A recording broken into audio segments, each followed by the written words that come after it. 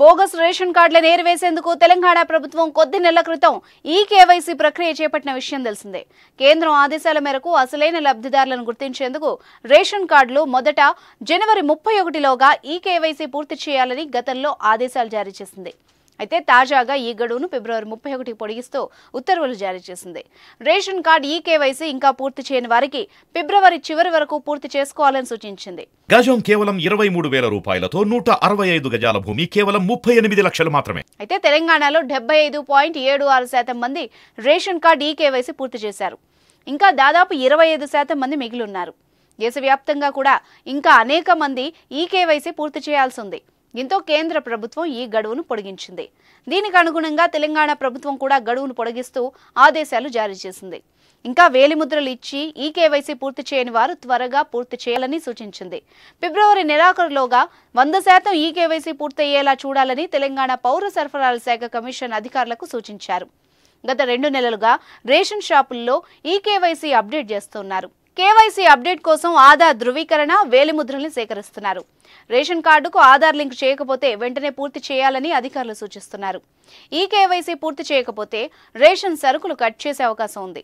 ఫలితంగా రేషన్ లబ్ధిదారులు ఫిబ్రవరి 31వ తేదీలోగా ration card, Aadhaar నెంబర్కు లింక్ చేసుకోవాల్సి ఉంటుంది. కేంద్ర ప్రభుత్వం ప్రధానమంత్రి గరీబ్ కళ్యాణ్ యోజన స్కీమ్ ద్వారా దేశంలోని అన్ని రాష్ట్రాల్లో ఉచితంగా రేషన్ అందిస్తోంది. అయితే బోగస్ రేషన్ కార్డులను ఏరివేతకు రేషన్ కార్డుతో ఆధార్ నెంబర్ని లింక్ చేయాలని నిర్ణయించింది. ఇందుకు కారణాలు లేకపోలేదు. చాలా పాత కార్డుల్లో చనిపోయిన వాళ్ల పేర్లు అలాగే ఉన్నాయి. దీంతో రేషన్ సరుకులు పక్కదారి పడుతున్నాయి. వీటికి చెక్ పెట్టేలా ఈ కేవైసీ ప్రక్రియను తెరపైకి తీసుకొచ్చారు.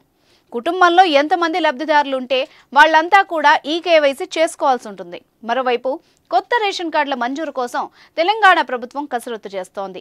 త్వరలోనే విధానపరమైన నిర్ణయం తీసుకోనుంది. అయితే ఈ కేవైసీ పూర్తయిన తర్వాత లబ్ధిదారుల విషయంలో మరింత స్పష్టత రానుంది. ఈ డేటాను కూడా పరిగణలోకి తీసుకోనుంది సర్కార్.